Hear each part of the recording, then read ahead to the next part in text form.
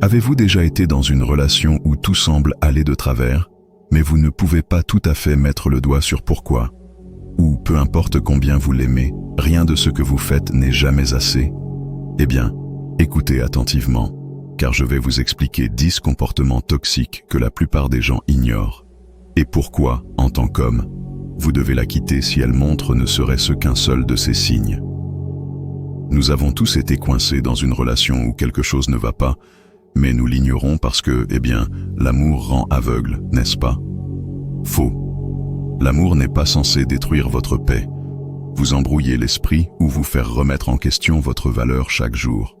Vous avez peut-être entendu des gens dire « c'est juste une période difficile, travaillez dessus » ou « chaque relation a ses hauts et ses bas ».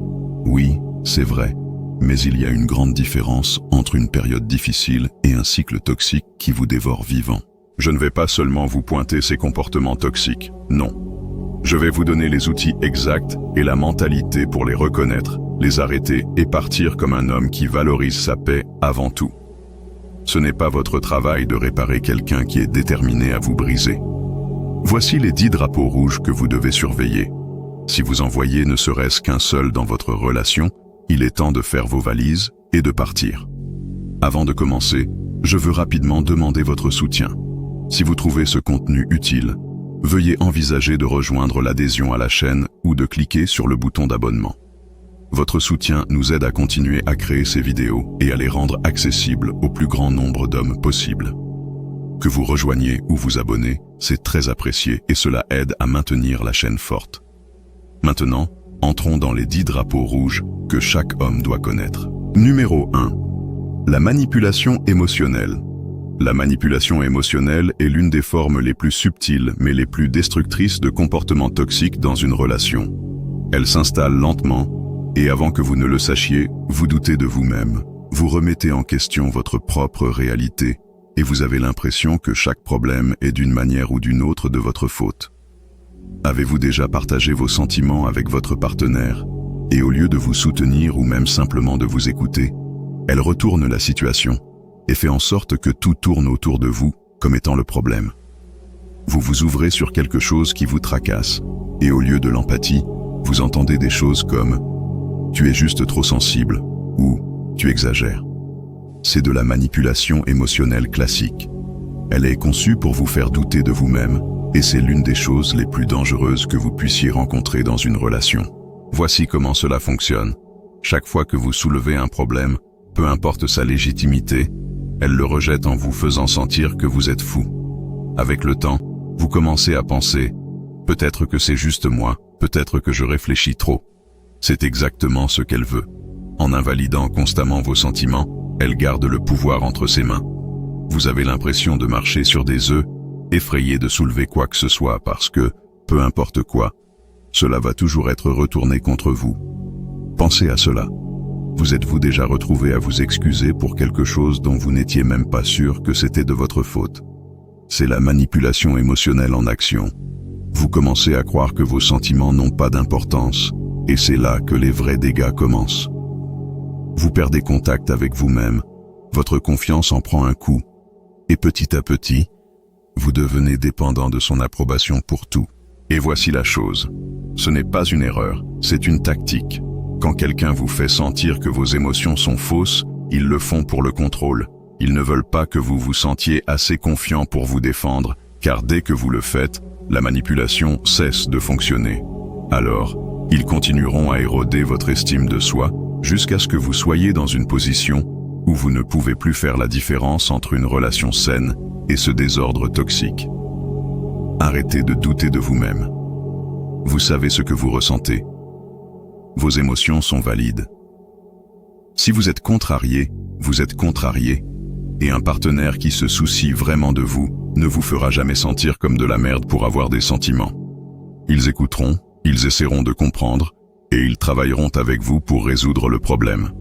Mais si elle vous rejette constamment, vous faisant sentir que tout est de votre faute, c'est de la manipulation. Numéro 2. Elle ne prend jamais ses responsabilités. Quand a été la dernière fois qu'elle a réellement admis qu'elle avait tort? Quand a été la dernière fois qu'elle s'est sincèrement excusée pour quelque chose sans retourner la situation et vous faire sentir que c'était de votre faute? Si vous ne vous en souvenez pas, ou si cela arrive rarement, c'est un énorme drapeau rouge. Voici la chose. Nous faisons tous des erreurs, n'est-ce pas? C'est humain. Mais dans une relation saine, les deux partenaires doivent assumer leurs actions. Il ne s'agit pas d'être parfait, il s'agit d'être responsable. Quand vous êtes avec quelqu'un qui refuse de prendre ses responsabilités, qui a toujours une excuse ou, pire, qui déforme la situation pour vous faire sentir comme le méchant, vous avez affaire à de la manipulation émotionnelle à la base. Avez-vous déjà remarqué comment, quand elle merde, la faute est d'une manière ou d'une autre reportée sur vous? Peut-être qu'elle a oublié votre anniversaire, mais au lieu de s'excuser, elle dit « Eh bien, si tu me l'avais rappelé, cela ne serait pas arrivé. » Ou peut-être qu'elle a fait un commentaire désobligeant devant vos amis, mais quand vous en parlez, soudain, vous êtes trop sensible ou vous exagérez les choses. Ce changement constant de faute n'est pas juste agaçant, c'est toxique. Cela érode la confiance et vous laisse sentir que vous avez toujours tort, même quand vous savez que ce n'est pas le cas. Avec le temps, cela vous fait douter de vous-même, de vos instincts et de votre valeur. Et c'est exactement ce qu'elle veut. Vous gardez sur la défensive, vous gardez à vous remettre en question. Commencez à prêter attention à la fréquence à laquelle elle dit réellement les mots. Je suis désolé, j'ai eu tort. Si ces mots sortent rarement de sa bouche, c'est un signe qu'elle n'est pas intéressée à prendre la responsabilité de ses actions. Au lieu de cela, elle est plus intéressée à maintenir le contrôle en vous gardant constamment sur les nerfs. Une relation où une personne refuse d'être responsable est une relation construite sur un terrain instable. Peu importe combien vous l'aimez, peu importe combien vous essayez de réparer les choses, si elle ne peut pas assumer ses erreurs, vous serez toujours celui qui porte le blâme. Et croyez-moi, cela devient épuisant très rapidement. La prochaine fois qu'elle essaie de retourner la situation contre vous, ne tombez pas dans le piège. Appelez-la à ce sujet, tenez bon dans votre vérité. Si elle ne peut pas gérer une vraie conversation d'adulte où les deux côtés sont entendus et respectés, il est temps de jeter un regard long et dur sur pourquoi vous êtes avec quelqu'un qui refuse de vous rencontrer à mi-chemin. Parce qu'en fin de compte, si elle n'est pas prête à prendre la responsabilité de ses propres actions, elle n'est pas prête pour une relation saine et authentique. Et vous méritez mieux. Love bombing suivi de négligence émotionnelle. Le love bombing est l'une des tactiques les plus dangereuses et trompeuses. Au début de la relation, elle vous submerge d'affection, vous envoie des messages constants, vous comble de compliments, vous faisant sentir au sommet du monde. Vous pourriez même penser « j'ai enfin trouvé la bonne ». Mais voici le piège. Une fois qu'elle sait qu'elle vous a accroché, l'affection commence à disparaître. Soudain, vous vous demandez ce qui s'est passé. Les messages doux et aimants se transforment en silence. L'attention qui vous faisait sentir valorisé est remplacée par une distance émotionnelle. Un jour, vous êtes tout pour elle, et le lendemain, vous mendiez des miettes d'attention. Ce n'est pas juste de la malchance ou de la routine, c'est de la manipulation émotionnelle. Le love bombing est conçu pour vous rendre accro au sommet de la relation, de sorte que lorsqu'elle se retire, vous la poursuivrez, essayant de retrouver cette affection initiale. Elle crée le problème, puis vous fait sentir que vous devez le réparer. Ce que vous devez faire, ne courez pas après les sommets. Si l'affection de quelqu'un n'est là que quand cela lui convient ou disparaît dès que vous êtes pleinement investi, c'est un jeu, et croyez-moi, c'est un jeu que vous ne pouvez pas gagner. L'amour sain n'est pas une montagne russe où vous montez constamment au sommet pour ensuite redescendre brutalement. L'amour véritable est constant, fiable et stable. Si elle n'est présente que lorsqu'elle veut quelque chose, ou disparaît lorsque vous avez le plus besoin d'elle, il est temps de prendre du recul et de reconnaître ce qui se passe. Vous méritez la constance, pas le chaos. Elle se fait toujours passer pour la victime. Avez-vous déjà été dans une dispute où, peu importe ce qui se passe, elle devient la victime, même lorsque c'est vous qui êtes blessé? C'est comme jouer aux échecs émotionnels, mais elle est toujours en avance, manipulant le jeu pour que vous finissiez par vous excuser pour des choses que vous n'avez même pas faites. Ce comportement est l'un des plus épuisants. Pourquoi? Parce qu'il vous fait sentir comme si vous marchiez sur des œufs. Vous ne pouvez pas exprimer vos besoins ou vos frustrations, car cela se transformera en quelque chose que vous lui avez fait. Voici la vérité. Dans une relation saine, les deux personnes doivent assumer la responsabilité de leurs actions. Si elles déforment toujours les choses pour se faire passer pour la victime, ce n'est pas une erreur, c'est une stratégie. Cette manipulation est conçue pour vous maintenir dans un état constant de culpabilité. Elle vous garde sur la défensive, où vous êtes trop occupé à vous excuser et à essayer de réparer les choses pour jamais aborder les vrais problèmes. Ce que vous devez faire: arrêtez d'y croire. Arrêtez de sentir que c'est votre travail de la rendre heureuse chaque fois que quelque chose va mal. Commencez à la confronter. Tenez bon et dites: ce n'est pas à propos de toi qui est blessé en ce moment, c'est à propos de moi qui essaie d'exprimer ce que je ressens. Si elle ne peut pas gérer cela, si elle explose ou essaie de retourner la situation, alors vous avez toutes les preuves dont vous avez besoin que cette relation ne vaut pas le coup émotionnel. Critique constante. Avez-vous déjà été dans une situation où, peu importe ce que vous faites, ce n'est jamais assez? Elle a une liste de toutes les façons dont vous la décevez, et elle n'hésite pas à vous les rappeler à chaque occasion. La critique constante n'est pas constructive, et ce n'est certainement pas de l'amour. C'est un lent et régulier goutte à goutte de négativité conçu pour vous briser petit à petit, pour vous faire sentir plus petit, plus faible et dépendant de son approbation. La critique peut être utile lorsqu'elle est faite avec soin, mais lorsqu'elle est incessante, lorsqu'elle nitpique chaque petite chose que vous faites, ce n'est pas vous construire, c'est vous démolir. Chaque relation a des moments où vous vous appelez mutuellement. Mais ce dont je parle ici, c'est d'une critique constante et implacable. Le genre qui vous fait remettre en question tout sur vous-même. Comment vous parlez, comment vous vous habillez, même comment vous respirez. Ce que vous devez faire: faites attention à comment vous vous sentez autour d'elle. Vous sentez-vous motivé et soutenu, ou avez-vous l'impression de marcher sur des œufs, attendant la prochaine fois qu'elle va vous critiquer? Vous sentez-vous fier de qui vous êtes, ou vous retrouvez-vous constamment à essayer de changer juste pour la rendre heureuse? C'est votre réponse. La vie est assez dure sans que la personne qui est censée être de votre côté agisse comme votre plus grand critique.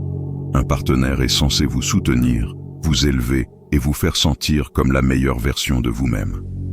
Si elle pointe constamment vos défauts et vous fait sentir petit, elle n'est pas un partenaire, elle est un problème. Jalousie déguisée en amour. La jalousie n'est pas mignonne, elle est toxique. Si elle vérifie toujours votre téléphone, questionne chaque ami que vous avez et exige de savoir où vous êtes à chaque minute de la journée, ce n'est pas de l'amour, c'est du contrôle. La jalousie peut être sournoise. Au début, elle peut même sembler flatteuse. Vous pourriez penser: waouh, elle tient vraiment à moi, elle ne veut pas me perdre. Mais soyons clairs, la jalousie n'est pas un signe d'amour, c'est un signe d'insécurité. Et lorsque l'insécurité de quelqu'un commence à contrôler votre vie, vous avez un problème. Imaginez ceci: vous parlez à une vieille amie, peut-être une collègue, et votre téléphone sonne. La première chose qui sort de sa bouche est: qui est-ce? Pourquoi elle t'envoie des messages? Qu'est-ce qui se passe entre vous deux? Soudain, vous êtes sur la défensive, vous expliquant pour quelque chose qui était complètement innocent. Vous commencez à remettre en question chaque interaction que vous avez avec des femmes, juste pour éviter le drame. Ce n'est pas de l'amour. Ce que vous devez faire: ne la tolérez pas dès le premier jour. Fixez la limite. La confiance est essentielle dans une relation. Si tu ne me fais pas confiance, nous avons un sérieux problème. Si elle ne peut pas respecter cela, si elle ne peut pas vous faire confiance sans preuve d'innocence à chaque fois, vous êtes parti pour une relation misérable. Vous n'aurez jamais la paix, car les objectifs seront toujours en mouvement. Le traitement silencieux. Vous savez ce qui est pire que de se disputer avec quelqu'un? Être complètement ignoré, comme si vous n'existiez même pas. Pas de message, pas d'appel, pas de conversation, juste un silence froid et dur. Ce n'est pas de l'amour, c'est de la punition. Nous avons tous été dans des situations où des désaccords surviennent. Peut-être avez-vous dit quelque chose qu'elle n'a pas aimé, ou peut-être s'est-elle sentie blessée par quelque chose que vous avez fait. Mais au lieu d'en parler comme des adultes, elle vous inflige le traitement silencieux. Pas de communication pendant des heures, parfois même des jours, et vous vous demandez ce que vous avez fait de mal. Voici la vérité. C'est de la manipulation émotionnelle à la base. Le traitement silencieux n'est pas juste puéril, c'est un jeu de pouvoir. C'est une façon de vous punir sans jamais dire un mot. Elle n'essaie pas de résoudre le problème, elle essaie de vous faire sentir que vous êtes le problème. Et plus elle reste silencieuse, plus elle gagne de contrôle sur vous. Ce que vous devez faire. Arrêtez de la poursuivre pendant le traitement silencieux. Si elle veut agir comme une enfant, ne jouez pas à ses jeux.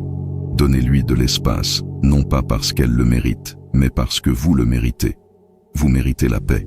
Vous méritez quelqu'un qui abordera les problèmes, pas qui s'enfuira. Et si elle ne peut pas communiquer comme une adulte, c'est son problème. Gaslighting. Avez-vous déjà eu l'impression de remettre en question votre propre mémoire en pensant « Est-ce que cela s'est vraiment passé comme je m'en souviens ?» Ou pire, peut-être commencez-vous à douter de votre santé mentale parce que quelqu'un vous dit constamment que vous avez tort. Eh bien, attachez-vous, car si cela vous semble familier, vous avez affaire à l'un des comportements les plus toxiques qui soit, le gaslighting. Le gaslighting est une guerre psychologique. C'est lorsque votre partenaire nie constamment des choses qui se sont produites ou déforme la vérité pour vous faire douter de votre réalité. Ce n'est pas juste ennuyeux, c'est carrément destructeur. Imaginez qu'on vous dise encore et encore « cela n'est jamais arrivé » ou « tu imagines des choses ». Après un certain temps, vous commencez à y croire. Vous commencez à vous demander si vous perdez la tête. Ce que vous devez faire. Faites-vous confiance. Lorsque quelqu'un vous gaslight, son objectif est de vous faire douter de vos propres expériences. Ne tombez pas dans le piège. Écrivez les choses si vous devez.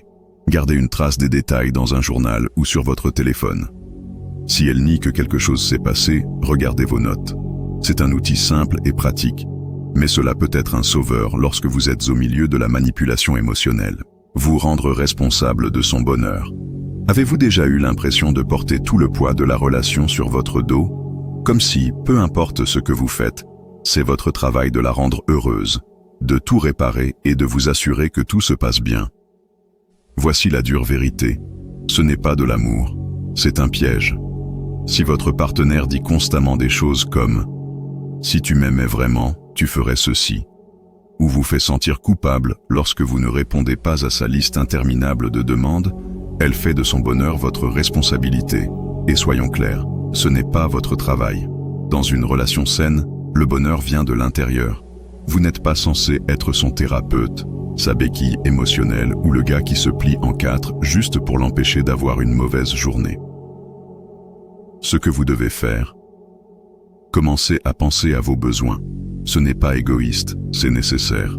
Vous méritez d'être avec quelqu'un qui apporte du bonheur dans votre vie, pas quelqu'un qui le draine.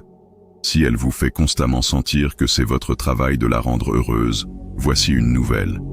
Elle n'est pas de votre responsabilité. Si elle ne peut pas trouver le bonheur par elle-même et a besoin que vous répariez constamment ses émotions, il est temps de réévaluer ce que vous faites dans cette relation. Menace de partir à chaque désaccord. Si vous avez déjà entendu les mots « peut-être qu'on devrait rompre au milieu d'une dispute mineure », vous êtes manipulé, tout simplement. Si elle menace constamment de partir chaque fois que vous êtes en désaccord, elle n'exprime pas juste de la frustration. Elle utilise votre peur de l'abandon pour vous contrôler. C'est du chantage émotionnel. Pensez-y. Vous avez un simple désaccord, peut-être sur quelque chose de petit, et au lieu de le résoudre comme des adultes, elle lâche la bombe atomique. Je vais juste partir, ou peut-être que je trouverai quelqu'un d'autre. Ce n'est pas de l'amour, c'est un jeu de pouvoir. Chaque fois qu'elle vous lance cela, elle vous fait sentir que vous devez vous plier en quatre pour la garder. Elle balance la relation au-dessus de votre tête, espérant que vous paniquerez et ferez tout ce qu'il faut pour la retenir. Et c'est une tactique de manipulation, car aucune relation saine ne devrait jamais vous faire sentir que vous êtes constamment à un désaccord de vous faire larguer. Ce que vous devez faire. Appelez son bluff. Oui, vous m'avez bien entendu. La prochaine fois qu'elle lance la menace de rupture, faites-lui savoir que vous n'avez pas peur. Si elle va mettre fin aux choses à cause d'un désaccord, laissez-la faire. Parce que croyez-moi, si elle utilise des ultimatums pour vous garder, la relation est déjà brisée au-delà de toute réparation. Lorsqu'une femme vous respecte, Lorsqu'elle valorise la relation, elle ne va pas utiliser la menace d'abandon comme une arme. Elle travaillera sur les problèmes avec vous. Elle voudra améliorer les choses, pas vous laisser dans une peur constante qu'elles disparaissent dès que les choses deviennent difficiles. Les 10 drapeaux rouges. Voilà. Vous avez maintenant les 10 principaux drapeaux rouges à surveiller. Si vous en voyez dans votre relation, il est temps de partir. Souvenez-vous, messieurs, votre paix est la chose la plus importante. Ne laissez personne, peu importe combien vous pensez l'aimer, détruire votre estime de soi. L'amour est censé être un partenariat, pas une bataille. Si vous vous battez constamment pour être entendu, respecté ou valorisé, ce n'est pas une relation qui vaut la peine d'être maintenue. Vous méritez mieux. Si cette vidéo a résonné avec vous, cliquez sur le bouton d'abonnement. Aidez-nous à continuer à créer du contenu comme celui-ci en rejoignant notre adhésion à la chaîne. Votre soutien nous permet de continuer à faire ces vidéos et à les diffuser auprès d'autant d'hommes que possible. Que vous rejoigniez ou vous abonniez, cela nous aide beaucoup. Construisons